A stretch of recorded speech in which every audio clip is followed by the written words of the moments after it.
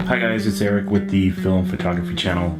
I wanted to do a review on a camera that I recently sold. As of actually this morning, sold it on eBay. I've had it for a few months, so I want to take the chance to do a quick review since I actually have it in my hand. Here, I'm gonna be mailing it off later today.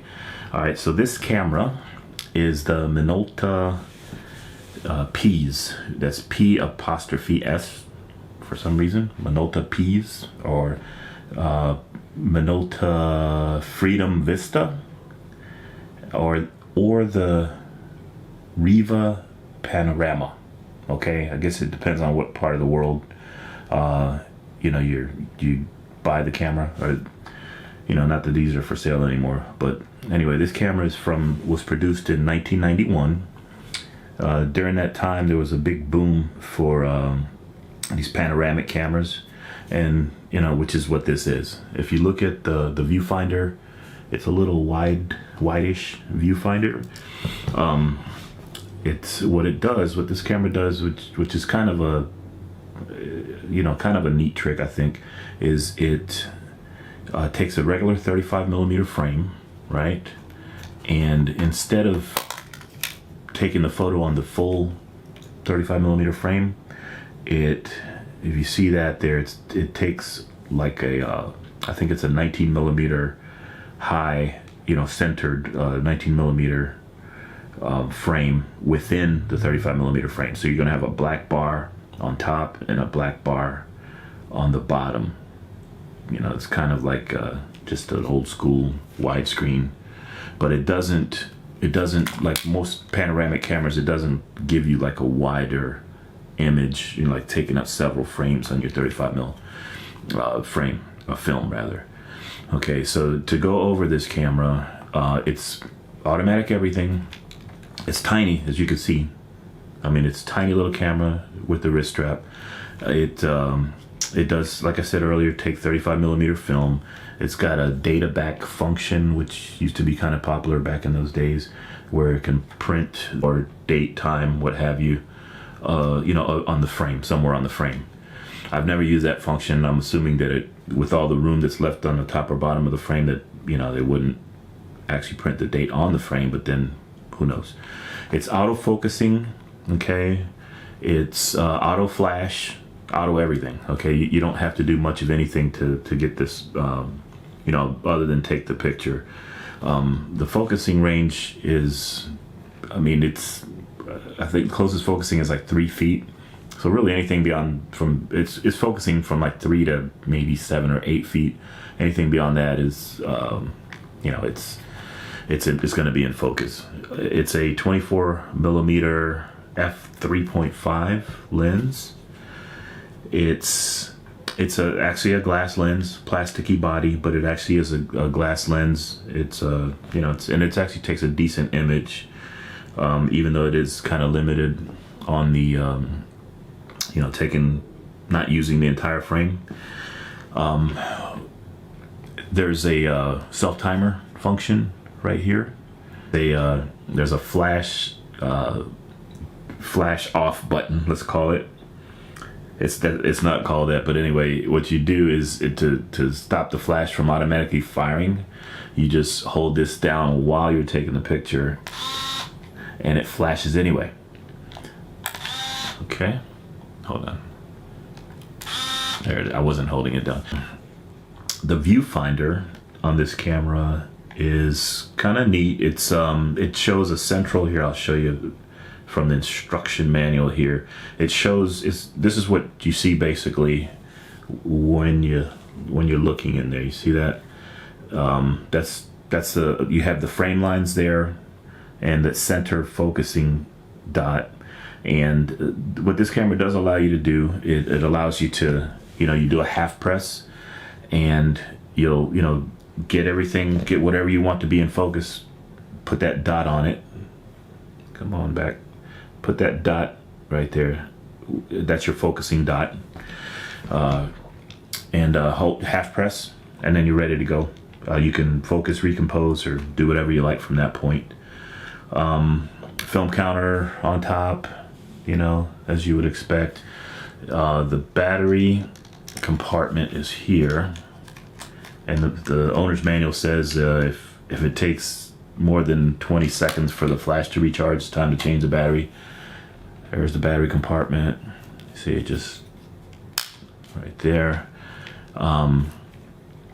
It's got a battery, or I'm sorry, a lens cover right here, sliding lens cover, which really, just makes it really pocketable. You literally, it's so tiny you can put it in your pocket, slide the lens cover, and you're ready to go.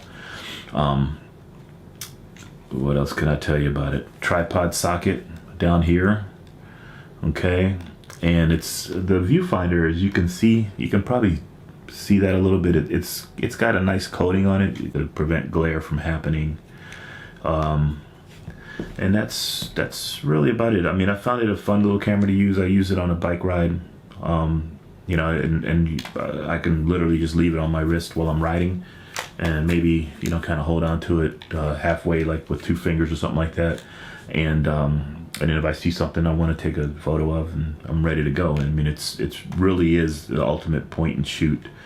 One little nugget that I ran across in the owner's manual, it says that this camera originally came with these stickers that you're supposed to, when you drop your film off for processing, you tell them to process it as panorama, because it's not panorama. Like it is and it's not. If this is your film frame here, if this is your 35mm film frame, this camera is taking that much of it and just kind of making it a like a faux panorama. But the upside of this is if you have like a dedicated 35mm scanner, which I happen to have one, you just insert the strip of film in there. The cool thing is that those kind of scanners, since they're only set up to scan the 35mm frame, it works really well with this type of camera, or with the type of frame that this camera produces, because what it does, it allows you to use like a really good scanner, where if it was a true panorama, you'd have to use something like a flatbed scanner just to be able to cover the lengthened 35mm, the increased width of the 35mm frame that you would take from a true panoramic camera. So that there's upside. The downside is that it's a tiny little frame. I mean, it's you just about 1/3 the height of a regular 35mm full frame. But yeah, you just pop the film in there, spread it across. It'll take up the film automatically. But one little caveat with the film is that this DX encodes at 100 or 400, and that's it. So if you put 800 in there, it's going to think it's 400. If you put 200 in there, it's going to think it's 100. It doesn't really differentiate. So it's either 100 or 400. That's it. And then the flash will respond accordingly. It's automatic. Everything. Like I said, it's automatic winding. As you can the battery door's closed. The lens door's closed, but it's automatic winding. And when it hits the end of it, it'll automatically rewind the film. And one thing that's really smart, it'll leave the film leader out, so it makes it a lot easier when you go to process it. This particular one is in really good shape. I mean, you can see normally the ones with a little more wear, you'll see this is kind of like, I guess, paint or some kind of finish over the plastic.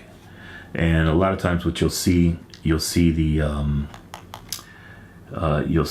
scratches. It looks like paint that's been scratched off. But this particular one, I mean, it is solid all the way through. You can get these from anywhere from $60 to $150. If it's minty like this, it should get well over $100. If it's all scratched up and beat up but working, it should be like the 60 to 80 range, or somewhere in there. And the metering is good on it. I never had any problem. I never had a picture out of focus, but then most of the pictures were beyond the 6 feet. But I never had a picture that was improperly metered. It does a fine job with metering. There is a film window here.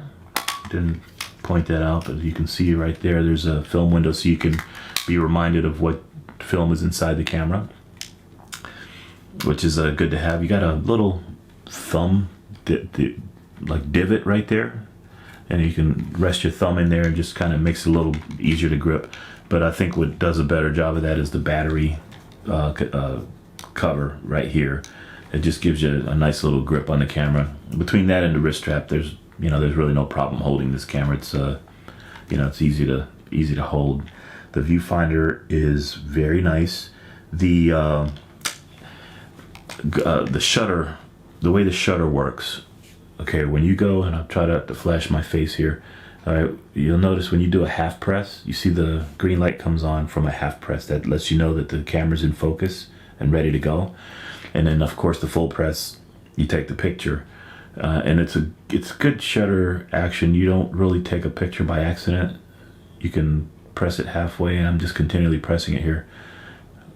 And if you get a blinking light or no light, a couple of things could be happening. Either your battery is worn out, obviously, or if you just took a flash photo and you're trying to take another one, you're not going to get a green light until, let me see, you're not going to get a green light till it recharges, see?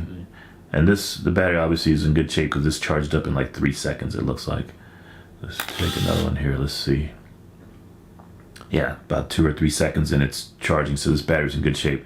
But the owner's manual says if the battery takes more than 20 seconds to charge, then you should, or if the flash takes more than 20 seconds to charge, you should, replace the battery.